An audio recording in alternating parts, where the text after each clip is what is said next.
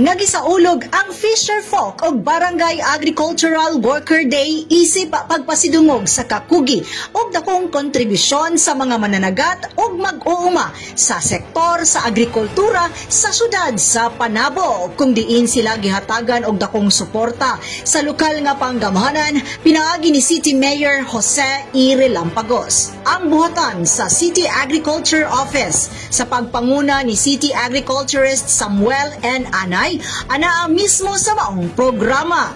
Adunay giandam nga mga kalihukan nga makahatag og dingaw og dakong pasidungog sa mga partisipante sama sa lighting of bangus, hito og tilapia sugbahan nga nagsimbolo sa mainiton nga pagpadayon sa pagpaningkamot likod sa mga hagit sa panahon.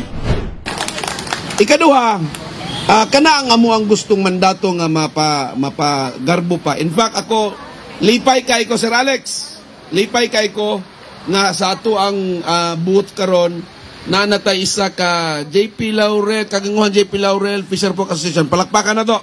Ana usab ang mga bisita ug katauhan apil ang mga empleyado sa LGU Panabo nga nabusog sa mga sinugbang isda. Kini nagpakita sa abundang ani sa mga mananagat sa syudad sa Panabo ug ang paghatag og bili sa pagkamahinatagon sa Panaboans.